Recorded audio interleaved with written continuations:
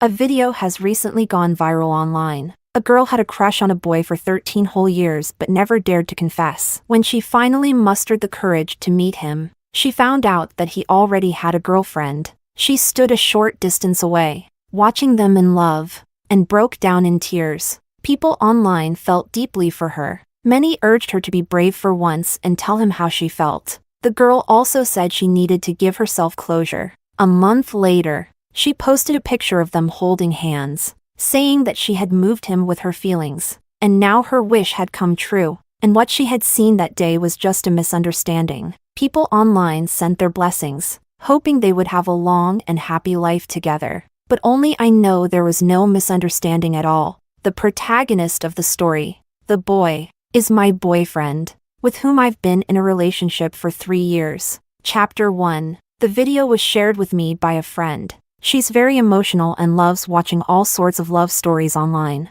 She often ends up in tears, and she never forgets to forward them to me, crying and talking about the tragic love story of the characters. This time was no different. Clara, you have no idea how much this girl has suffered. She has known the boy next door for 23 years and has had a crush on him for 13, but she never dared to confess. She finally gathered the courage to go to his school to find him. But as soon as she got there, she saw him standing with another girl, and they looked like they were a couple. The blogger hid behind a tree not far away, covering her mouth and crying her heart out. She finally wanted to take that step, but when she saw that he already had a girlfriend, she lost even the excuse to get close. And the boy she has a crush on goes to the same university as us. Wah. I really feel so bad for her. By the end, Renata couldn't help but cover her mouth and cry. The video was posted a month ago. It has recently gone viral all over the internet, becoming the most talked about topic right now. I looked down at the video, watching this blogger. The blogger used the camera to record every little detail of her years of secret love, but she protected the boy's privacy very well, only filming the paths he walked, the flowers he praised, and every word he said. As for the boy, people knew he was a student at a particular university, but no one knew who he really was. The caption below the video earned the sympathy of countless viewers. The blogger wrote, "We were born on the same day, and I heard your first cries and saw your childish ways. We grew up in the same cradle. We've known each other for 23 years, filling each other's lives completely. You said you were my older brother and would protect me for life, but I was a little greedy. Since the age of 10, I haven't wanted to be just your sister. I wanted to be your girlfriend and even your lover. But the one time I dared to be brave, when I finally saw you again, you were already someone else's boyfriend." The caption went viral, and so did the video. The blogger took a 20-plus hour train ride alone, carrying the purest feelings of her youth, crossing mountains and rivers just to see the one she missed. When she finally reached his university, she saw his silhouette from a distance. Before she could gather the courage to approach, another girl appeared, shattering all her hopes from the past years. The blogger filmed the shadows of a couple on the ground, with her crying voice as the narration. She sobbed with her hand over her mouth, not making much noise, but her pain was still palpable through the screen. And when I opened the comments section, many people were reminiscing about their past. Some talked about the people they had crushes on when they were young. Years later, seeing them again, even just a glance could still make their hearts tremble.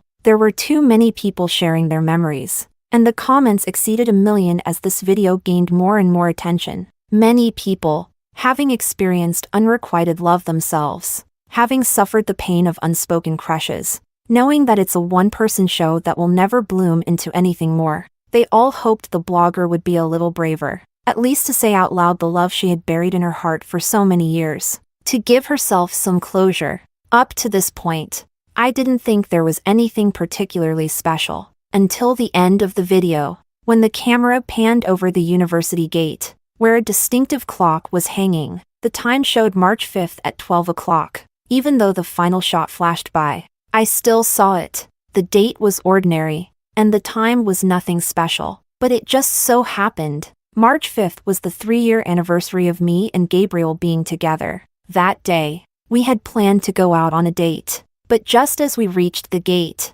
Gabriel received a call from our counselor, saying there was something important we needed to attend to. and we had to head back. That day, for some reason, I looked up at the clock and remembered the time. It was exactly 12 o'clock on March 5th.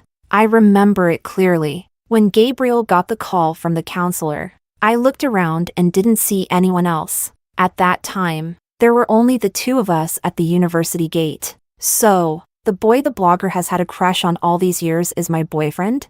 Chapter 2. My mind was filled with 1,000 thoughts as I suddenly recalled Gabriel mentioning a neighbor's little sister. He said, "Although I'm an only child, I've always had a little shadow following me. She's my neighbor's little sister, and we were born on the same day. Just like twins. When there's a chance, I'll introduce you to her." He also said, "Skylark has always liked coming to my house, and she considers my mom as her godmother. My mom really likes her, treating her like her own daughter, while I'm just like the adopted one." When Gabriel said this, I didn't pay much attention, thinking it was just a normal sibling-like relationship. I never imagined that this girl would actually like Gabriel. This shocking realization hit me so hard that I couldn't even process it. Suddenly, my phone buzzed, and the blogger posted a new video. I accidentally clicked on it. In this latest video, the blogger was wearing a mask, leaning against a boy whose face wasn't shown.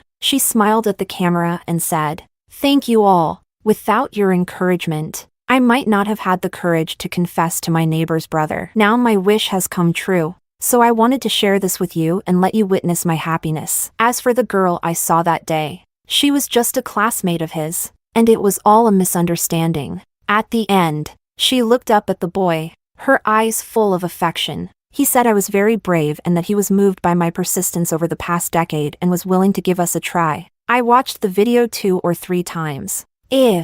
At first, I was still skeptical. Then, after watching this latest video, looking at the boy who didn't show his face, he was wearing the same shirt I had just bought for my boyfriend last week. When he reached out to hold her tightly, a scar on his hand was revealed. Perhaps scars are common, and others could have them too. But at the same time, with the same shirt, and now the same scar. Too many coincidences together. And it's no longer a coincidence. My eyes fell on the blogger's name, Kite, and I remembered the Skylark sister that Gabriel had mentioned. For a moment, I didn't know how to react, and I was just numb, standing there, lost. Meanwhile, Renata watched this video. She immediately covered her mouth, tears welling up in her eyes again. "Oh my God, Clara, they really got together."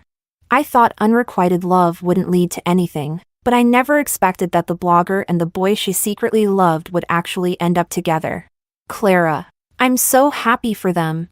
Renata was really excited, taking out her phone, opening the blogger's latest video, and like many other viewers, she wanted to leave a comment wishing them a long and happy life together. But I stopped her hand just in time. She looked at me, confused, and said, "I watched all of this blogger's videos. It's definitely not scripted. Clara, believe me, this is a real story of unrequited love blossoming into something beautiful."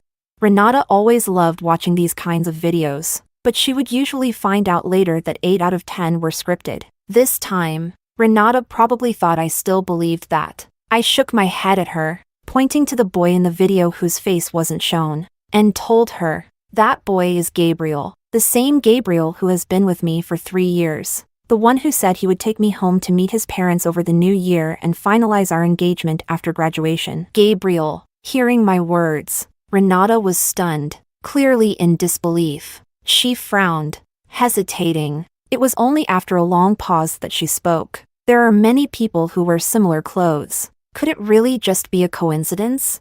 If I could, I would also hope this was just a coincidence. So, if only to give myself some closure, I called Gabriel on video. It took over 10 seconds before Gabriel answered. "Clara, why did you suddenly call me on video?"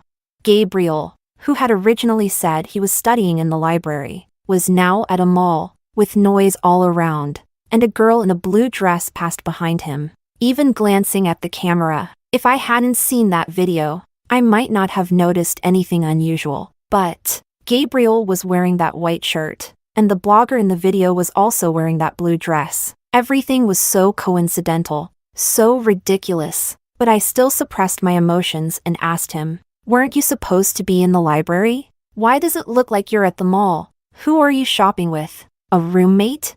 Gabriel's eyes shifted slightly. He wasn't very good at lying, especially now, with guilt evident in his eyes. And he couldn't help but look around. Finally, he forced a smile and said, "Last time we went shopping, you liked a bag. So I thought I'd buy it as a gift for your birthday next month. I didn't expect you to find out. Is that so?"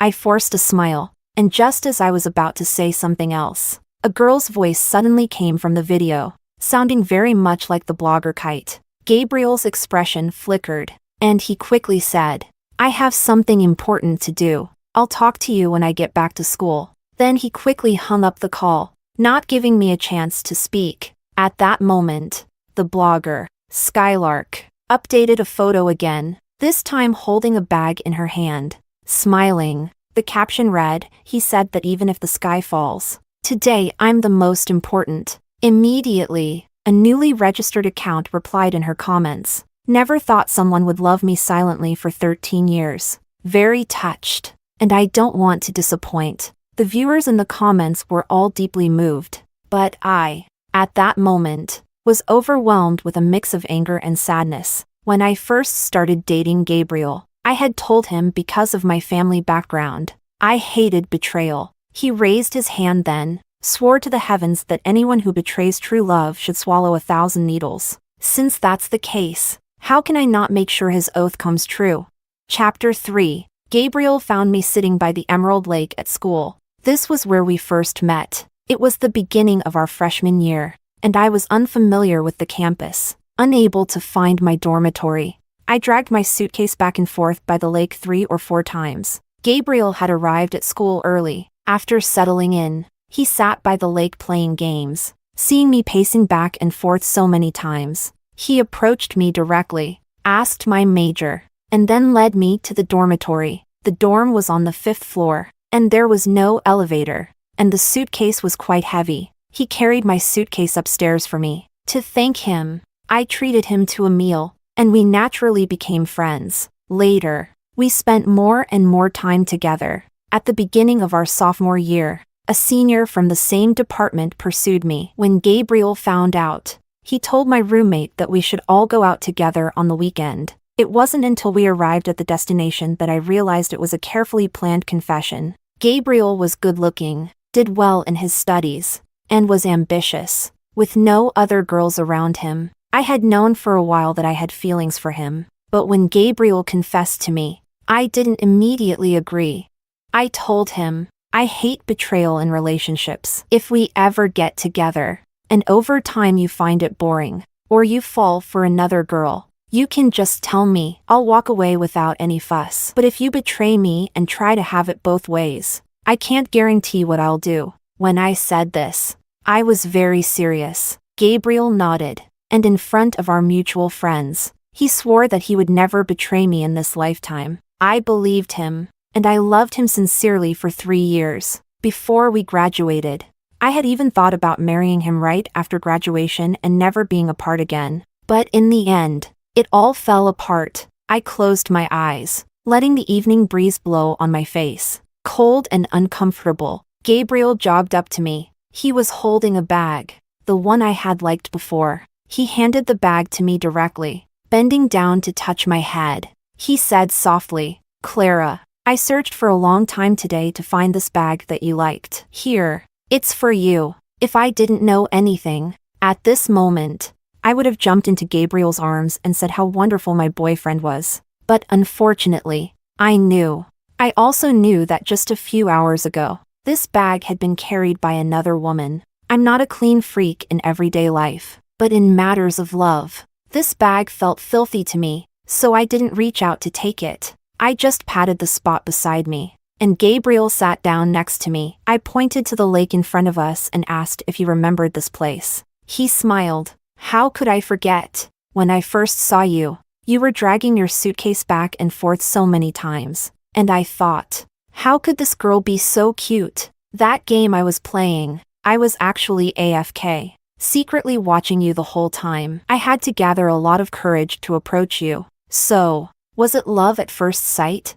Gabriel nodded, his gaze soft as he looked at me. Yes. I liked you the moment I saw you. That's why I struck up a conversation and took the opportunity to get your contact info. After that, I often asked you out on weekends. When I heard other seniors were pursuing you, I got so anxious that I confessed, afraid you'd fall for someone else. Gabriel paused, then turned to look at me, holding my hand. He said, "Luckily, you liked me too." I lowered my eyes, looking at our intertwined hands, suddenly feeling a sense of irony. He seemed to love me so much, yet he could shower another girl with the same affection behind my back. I took several deep breaths to suppress the sadness and anger inside me, then discreetly withdrew my hand. Just as I was about to say something, I caught a glimpse of a blue figure behind a tree not far away. Maybe it was intuition, but just a glance at that figure made me feel disgusted. So I asked Gabriel, "Do you love me?" "Love." Gabriel nodded emphatically, without hesitation. Seeing that figure punch the tree, I smiled. Then I asked, "We said we'd get married after graduation. This is no joke. Gabriel, have you really thought about introducing me to your parents and marrying me?" Gabriel nodded again, even more emphatically. "From the moment I first saw you, I wanted to marry you." As he spoke, he tried to reach out to hug me, just as I was about to dodge. I saw that figure rush out from behind the tree. She shouted, "Gabriel, brother!" At her words, Gabriel's hands froze in midair. Chapter 4. Clara. This is the neighbor's little sister I mentioned to you, Skylark. Gabriel concealed the panic in his eyes. He feigned surprise. Then he turned to Skylark and said, "Your school's already on break. What made you decide to come here? Why didn't you let me know in advance? As your brother, I should at least show you some hospitality." Gabriel usually wasn't much of a talker. If he wasn't hiding something, at most, he would have said, "Skylark, what brings you here?" But now he was saying so much just to tell me that he didn't know Skylark was coming and to emphasize his role as her brother, trying to keep me from overthinking it. I looked at this so-called brother and sister in front of me, finding it more and more ridiculous. Skylark bit her lip, her eyes glistening with tears. But in the end, she managed to smile at me. "You must be the girlfriend Gabriel mentioned, right? He's shown me your photos before. You're even prettier in person. He's really lucky." So, Skylark knew about my existence, which meant she wasn't being deceived by Gabriel. In that case, she knew exactly what she was doing. I detest people like her, so I didn't even bother to smile, not even lifting my eyelids, as I gently brushed the fallen leaves off my clothes. Skylark, however, acted as if she had suffered a great injustice. She kept glancing at Gabriel, who just shook his head at her, then bent down to look at me. "Clara, it's getting late, and I'm a bit worried about Skylark being alone. I'll take her back to the hotel first. Can you make it back to the dorm by yourself?" "Go ahead." I didn't hesitate and stood up immediately. But before leaving, I deliberately said to Gabriel, right in front of Skylark, "Don't forget, we're going to the amusement park tomorrow. Don't be late." After saying that, I walked away, but I didn't go far, counting the seconds in my mind before turning back the way I came. Gabriel and Skylark were still standing where I left them. I stood at a distance, dressed in a black dress, blending perfectly into the night. Maybe they thought I was far away by now. Skylark let her tears fall, looking tearfully at Gabriel. Do I really have to be so humble in front of her? Gabriel looked at her, a hint of pity flashing in his eyes. But he didn't relent. "She's my girlfriend after all. We agreed on this earlier. I can't break up with Clara. I really love her." Skylark wiped her tears and pointed to herself. "Then what am I?"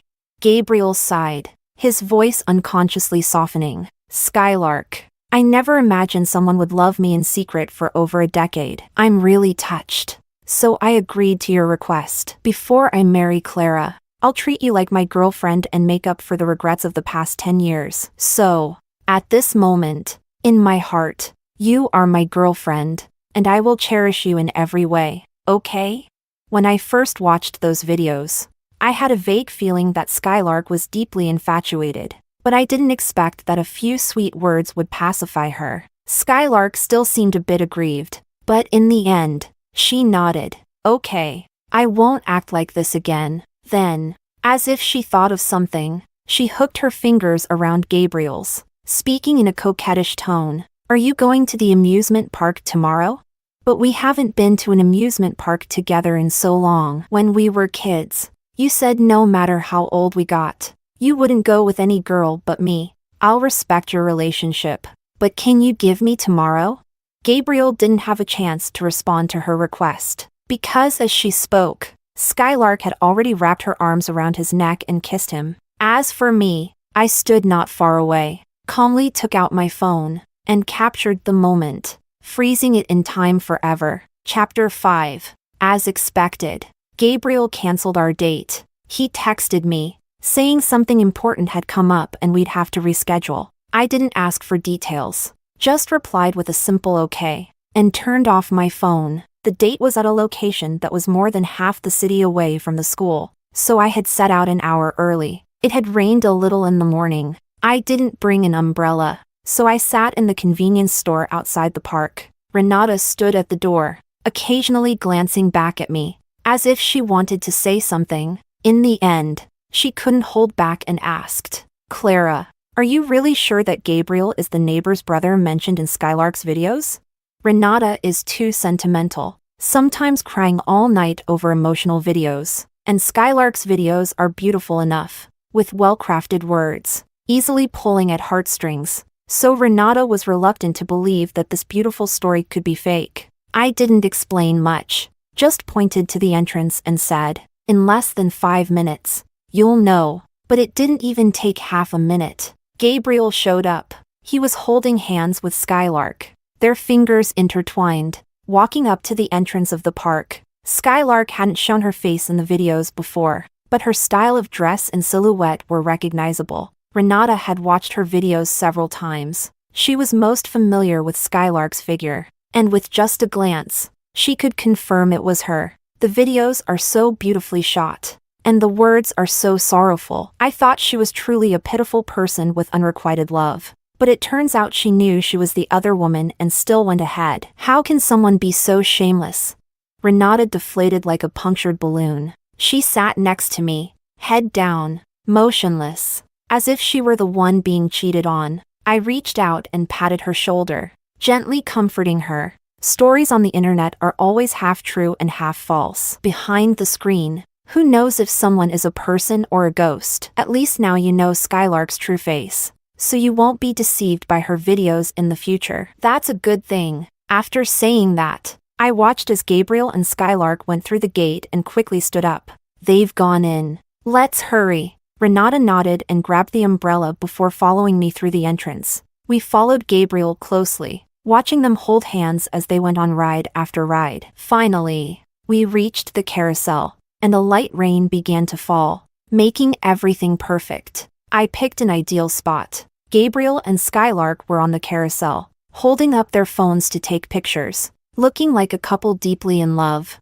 In the heat of the moment, they even kissed in front of the children behind them. I stood at a distance and signaled Renata to get ready to take pictures. She's a professional photographer. With the requirements I had given her, she easily captured the exact mood I wanted. In the photo, I stood by the flower bed, eyes fixed on the entrance of the park, my hair wet from the rain, looking pitiful and lonely. And behind me, with the carousel as the background, a couple in love was kissing, their faces particularly clear. I looked at the photo and couldn't help but nod. Renata was still a bit confused. I thought, knowing your personality, that even if you didn't rush over to slap those two, you wouldn't be this calm. You're so calm that it scares me a little. Why did you come all this way just to take a picture?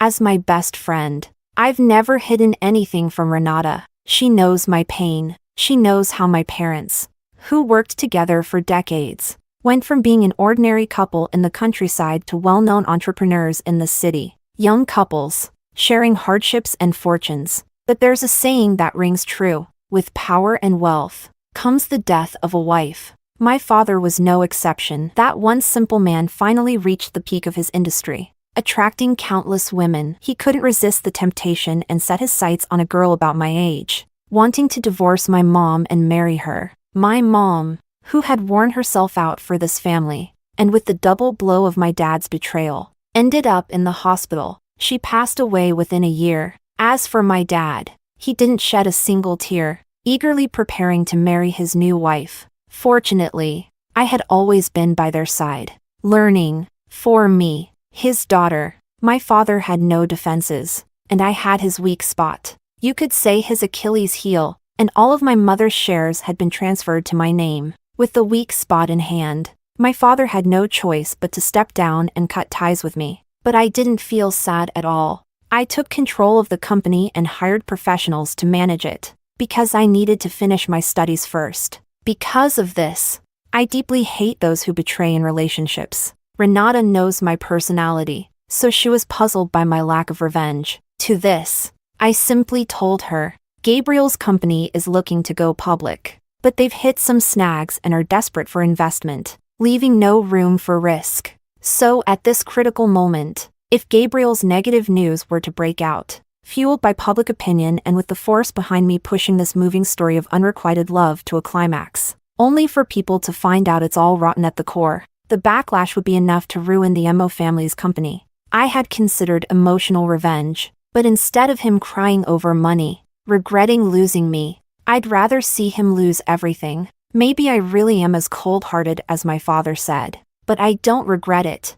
Chapter 6. For a long time afterward, Gabriel always found various excuses to cancel our dates. Then he would take Skylark around the city, like a couple madly in love, shamelessly flaunting their affection in front of the camera. I would check Skylark's updates every day. Today, they went to a restaurant that had amazing food. Then they went shopping together. They heard that the museum in the city had a rich history, so they held hands and went there. The scenery at the mountain outside the city was beautiful, so of course, they had to check in and take pictures. In short, they left their traces all over the city. Many loyal fans waited eagerly every day for new updates. The comments were all the same, mostly filled with blessings, but there were also different voices, hoping that the blogger and her boyfriend would show their faces. But Skylark never responded to those. A few more days passed. The final exams were over, and Gabriel came to see me. Before he arrived, I intentionally opened Skylark's latest video. She had become more cautious, and in the recent videos, she didn't even show their outfits anymore, only taking pictures of their hands or blurry kissing shots, making it impossible to dig deeper. When Gabriel arrived, he saw me watching videos. He was smiling at first, but his expression instantly turned panicked, and he quickly reached out to cover my phone screen, then naturally took the phone away, smiling as he said, "You never used to watch these kinds of emotional videos." I looked at the phone, now face down on the table, but I didn't reach for it. I just spoke quietly. I just happened to come across it. I thought it was interesting, so I watched a bit more, hearing my words. Gabriel seemed a bit nervous. "And what did you notice?"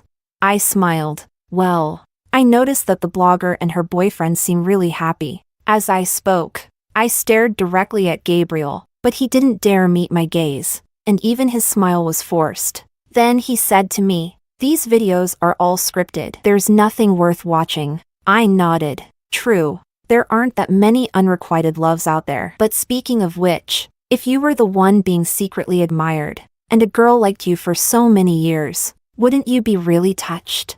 I asked earnestly, and as he listened, it was as if Gabriel was lost in some memory. After a long pause, he finally replied, "Everyone wants to be the one deeply loved, right? To be remembered for so many years. That kind of love is just heartbreaking." Halfway through, Gabriel suddenly fell silent. He probably realized he had said too much and nervously stared at me. I pretended not to notice. I focused on stirring my coffee, the bitter aroma spreading through my nose, a painful yet satisfying sensation. Gabriel let out a sigh of relief and then took my hand. "Clara, but in my heart, there's only you. From the first day I saw you, I fell in love with you. Over the years, all I've wanted is to marry you. I love you so much, and no one in this world will ever love you more than I do. Look, after cheating, a man will always come back and talk about love. as if that's the only way to ease the guilt inside.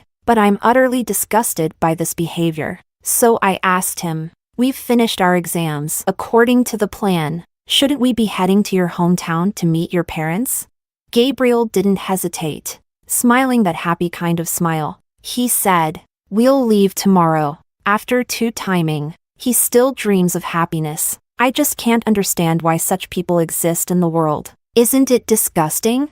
Chapter 7. Skylark returned to City A before us. When Gabriel and I arrived at the Mo family home, Skylark was talking to Mrs. Mo. I didn't know what they were discussing, but Mrs. Mo was laughing heartily, a picture of harmony. The moment Skylark saw me, her smile vanished. She walked over to me first, leaned in close, and whispered in a voice only the two of us could hear. "Mrs. Mo is very picky about her daughter-in-law. If you want to win her favor, it might be a bit difficult." As she said this, there was a clear sense of smugness in Skylark's eyes, but I didn't respond to her. Instead, I walked straight up to Mrs. Mo. She raised an eyebrow when she saw me, her gaze blatantly assessing me. That look was too obvious, and too ugly. It was as if I were a lamb to be slaughtered, being evaluated to see what I was worth. But with just one glance at Mrs. Mo, I knew what kind of person she was.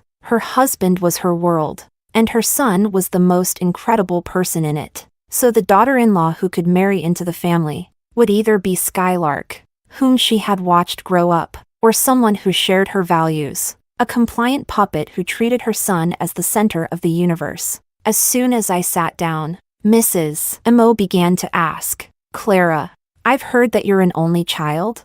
I nodded, politely answering, "Yes, my parents have only me, so I'll be the one to inherit our family's business." When I mentioned the company, there was a brief flash of interest in Mrs. Mo's eyes, and she tried to gently probe further. "Do you think a girl can manage a company well?"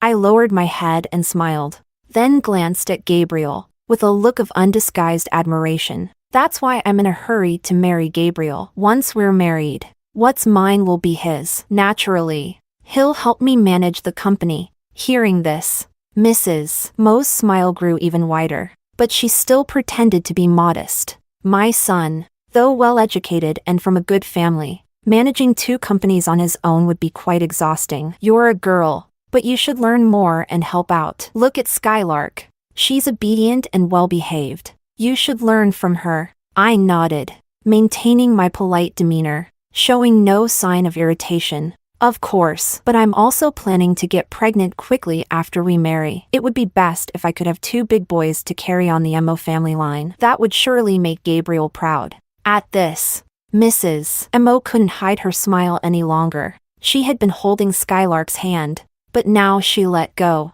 smiling as she took my hand and sat me down beside her, continuing to praise me. "Very few girls think like that. You're a smart one. Taking care of the household and raising children is a woman's duty. Only boys can carry on the family name. So I'll certainly work hard and learn from you." By now, Mrs. Mo had completely forgotten about Skylark, calling me Clara, my dear daughter, with every breath. Chapter 8. But the Mo family and the Sue family lived in the same neighborhood. If they wanted to meet, they could easily do so, even in the middle of the night. My guest room had a great location. Sometimes when I couldn't sleep, I'd look out from the balcony and see the two of them hugging. Sometimes there were three of them. Mrs. Mo would sit in the pavilion, pointing and talking to them. Her voice was low, but I could still make out what she said. "I really do wish you could be my daughter-in-law. But the Sue family is in decline now. You also have a brother, so you can't inherit the company." Clara, on the other hand, has a huge company backing her, and she's an only child. For Gabriel's future, Auntie has no choice but to give you up. Hearing this, Skylark's eyes reddened, as if she had suffered a great injustice. But Mrs. Mo still felt sorry for her. She patted Gabriel's shoulder and said, "You're a man. After all, having a few women on the side isn't a big deal. But be careful. Don't let that Lynn Clara find out. And if she does, make sure it's after you're married. By then, her family's fortune will be yours. And even if you keep two women, it won't matter." Listening to Mrs. Mo, Gabriel seemed a bit displeased. His expression darkened. Mom, I'm not as promiscuous as you think. I really do like Clara. At this, Mrs. Mo scoffed. Skylark quickly grabbed his hand, speaking with grievance. Then what about me?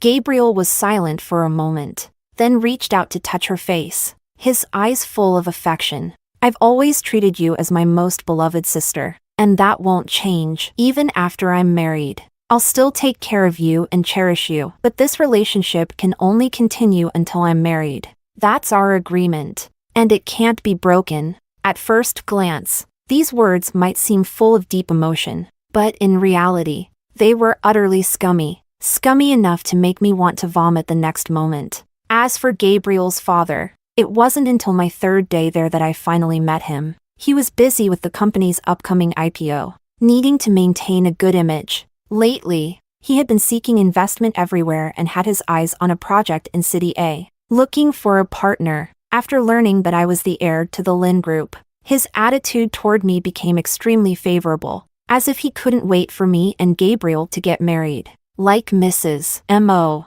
he was fixated on the wealth behind me, and he had already begun taking action. At the dinner table, Mr. Mo brought it up directly.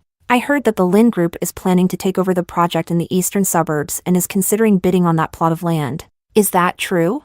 I nodded. The board had indeed proposed the eastern suburbs project, and we had considered acquiring that land, but after assessing the risks, we found that the eastern suburbs project had significant issues, and that plot of land, at first glance, it seemed very valuable, but with the upcoming policy changes, it would become a worthless wasteland. However, few companies knew about this insider information. The Mo family was clearly not one of them. So Mr. Mo said to me directly, the eastern suburbs project aligns perfectly with the direction my company is heading. Since you'll be our daughter-in-law soon, why don't you let me have this project?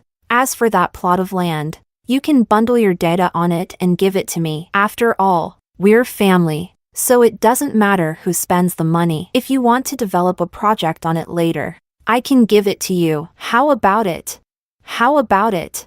All I could think was, how shameless. So, I had no reason to feel guilty, since they were so greedy and kept trying to manipulate me. As a businesswoman, I had no reason to stop them. The project was his, and the land was his, as long as he could handle it. Mr. Mo was extremely pleased with my compliance and immediately decided that we should get married after the new year. As for Skylark, she cried several times, but the Mo family covered for them, keeping me completely in the dark, thinking I was just a fool. Chapter 9. I stayed at the Mo family's house for a long time. Sometimes Gabriel would accompany me on outings, but more often, he would make excuses, saying he had work at the company. In reality, he was meeting Skylark, doing things far beyond what siblings would do. Meanwhile, Skylark's account had amassed over 30 million followers. Every evening at 8, she would post a video,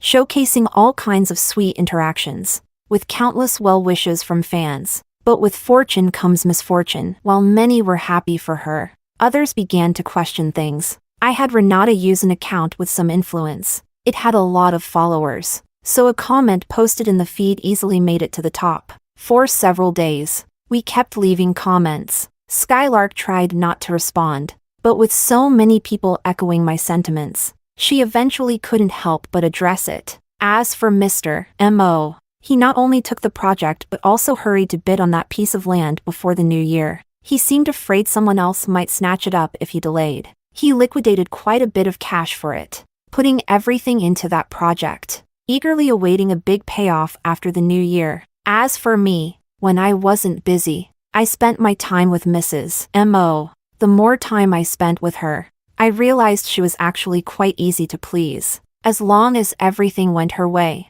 she was satisfied. Since it only required a bit of flattery, I displayed utmost obedience, becoming her ideal daughter-in-law. Even Skylark couldn't manage to be as compliant as I was. She was so frustrated she nearly ground her teeth to dust, then went out drinking at night, calling Gabriel and not returning until morning. As for where they went and what they did, I had a private investigator take photos. I had those photos developed, and every one of Mr. Mo's business competitors received a copy. This game was nearing its conclusion. Chapter 10.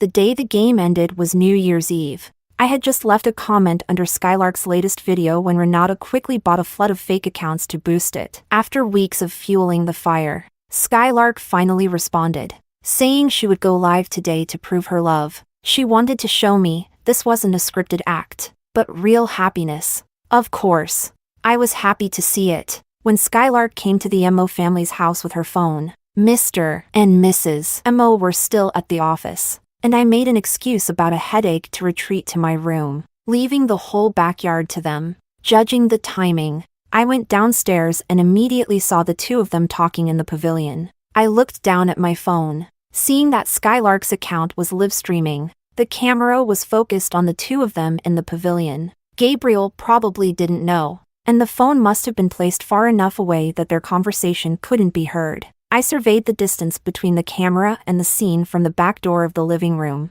I found the phone hidden in a corner, but I didn't touch it. I just stood there quietly, watching the two of them. They started with a conversation. Then, without knowing who initiated it, they ended up holding hands, then wrapping their arms around each other's necks, gazing into each other's eyes before kissing. The live chat was flooded with enthusiastic comments, filled with double tap 660 SIXS, and many people sent expensive gifts, all to wish them well. The number of viewers in the comment section quickly surpassed 5 million. Seeing that the time was right, I walked straight into the live stream, saying, I asked him to get something. Why hasn't he come back yet?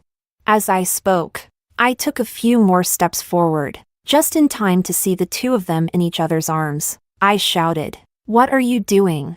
The moment Gabriel heard my voice, he quickly pushed Skylark away, looking utterly panicked as he ran towards me. "Clara, let me explain." I shook my head frantically, refusing to let him come any closer, my voice breaking with tears as I questioned him. "Gabriel, you're my boyfriend.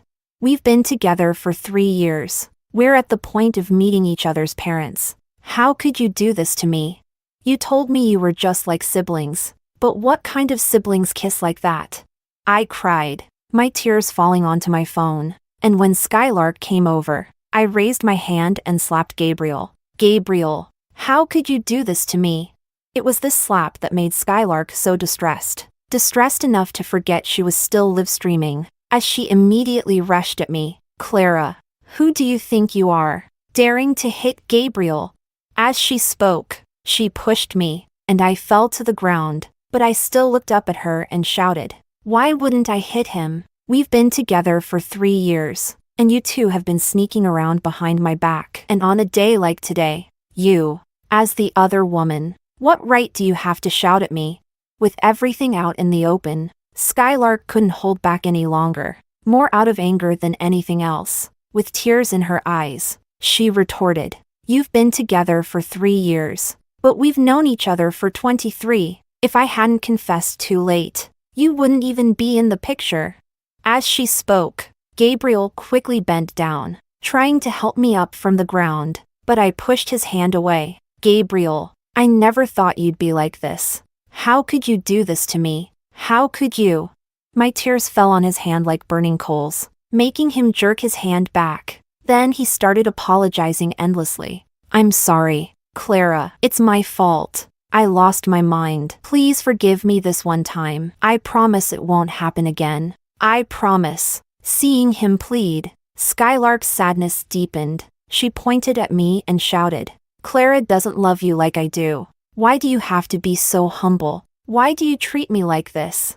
This farce, broadcasted live, was pushed to its peak. Chapter 11. I returned to North City that very day. I had booked my ticket early, and since I hadn't brought much with me, I left just as quickly. Gabriel kept trying to make me stay, but I didn't look back. Just before boarding the plane, I received a message from Renata. She told me that the live stream had gone viral. Everything about Skylark and Gabriel was exposed in less than half a day, especially for those fans who had always supported Skylark. They suddenly realized that the blogger they had admired for so long was not the pitiful, unrequited lover they thought she was. but rather the other woman ruining someone else's relationship. The feeling of betrayal was hard to swallow. For every blessing there had been, there were now just as many curses, and then some, multiplied by 100-fold or 1,000-fold in backlash. At the same time, those photos I had taken were posted online by several anonymous sources. When my plane landed,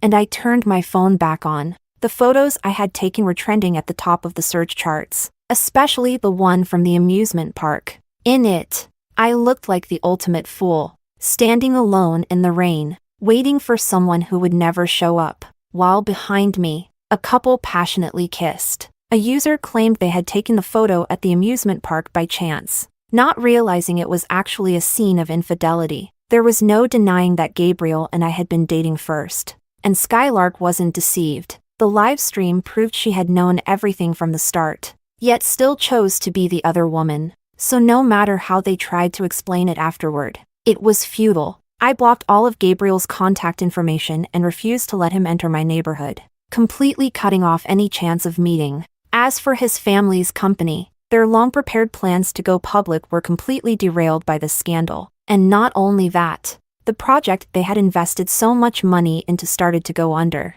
becoming a losing venture. Then, after the new year, new policies were introduced that rendered the land they had acquired worthless. The Mo family had poured all their money into the project and the land, even borrowing a significant amount. Now their cash flow was completely cut off, and with Gabriel's cheating scandal causing a public uproar. Normally, cheating wouldn't be such big news, but with the build-up, millions of viewers watching the live stream, the backlash from countless netizens, and the efforts of the Mo family's competitors, all these factors combined meant the Mo family couldn't secure a single investment during this critical period.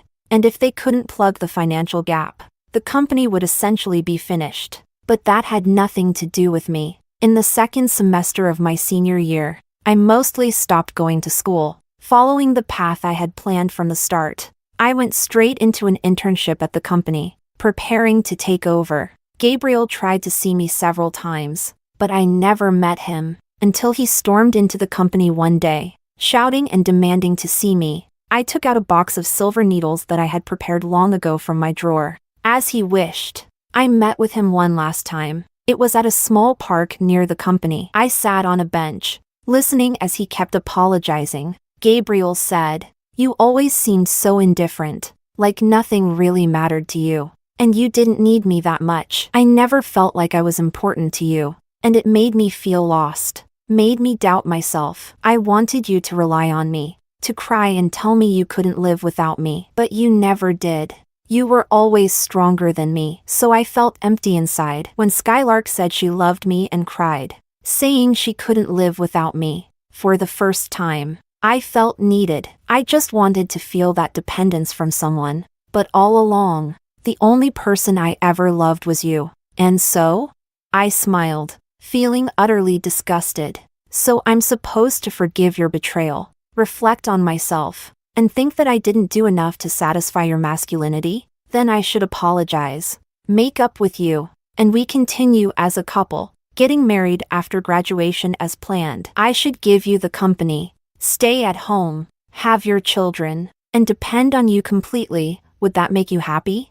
Hearing my words, Gabriel was silent for a moment. He shook his head, his voice choking. I never wanted to trap you at home. I just hoped you could rely on me more. But no matter what, I really do love you. From the first moment I saw you, I liked you so much. Clara, please, give me another chance. I stood up and placed the box of silver needles on the bench. Then I told him, "Do you remember the vow you made when we first got together?" Gabriel froze for a moment, his smile bitter. He said, "I remember. The one who betrays true love must swallow 1,000 needles. So do you think that vow should come true?" As I spoke, I weighed the metal box in my hand. Then, right in front of Gabriel, I tossed it into the trash. After that, I turned and walked away. Chapter 12. After some time had passed, I vaguely heard news about Gabriel. They said that after our meeting that day, he went home and locked himself in his room, refusing to come out no matter how much they called him. It wasn't until the Mo family realized something was wrong When they broke down the door, they found Gabriel stuffing dozens of silver needles into his mouth. His throat had been punctured. Blood was flowing everywhere. And by the time they found him, he was barely alive. He was rushed to the hospital, and when he briefly regained consciousness, he asked to see me one last time, but I had already instructed my assistant, so I never knew he wanted to see me. As for what happened after that, I'm not really sure. What I do know is that the Mo family went bankrupt. They owed a lot of money, had to sell their house, and were constantly hiding from creditors. Gabriel not only damaged his vocal cords but also had several silver needles that injured critical areas. In short, even if he survived, every day would be filled with pain. Mrs. Mo still wanted to find a wife for her son. Originally, with his looks, even after everything that had happened, there were still girls willing to give it a try, but her demands were too high. What was once seen as my obedience had now become an insurmountable standard. She kept picking and choosing,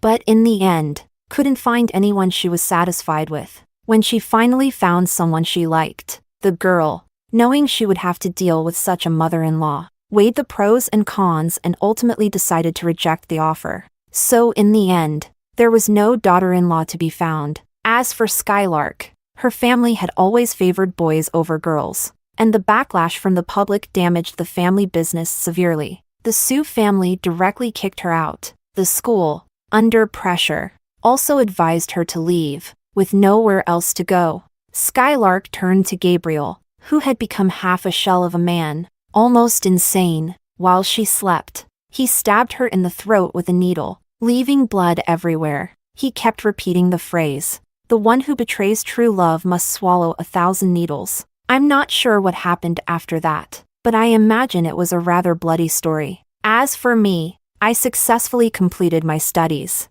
smoothly inherited the company, and successfully took away all the power from that man's hands. He called me cold-hearted and said I deserved to be abandoned by men. I laughed at him for raising someone else's child, thinking he had found true love in his old age. In the end, I made him so angry that he coughed up blood and ended up in the hospital. As for his wife and son, they took the money and ran, saying goodbye to him for good. Chapter 13. Another year passed, and it was time for the ancestral festival. I went to visit my mother's grave. In the photo, my mother still looked as gentle as ever. I told her that I had avenged her and myself. I'm doing well now. It's just that, sometimes, I feel a little lonely and miss her.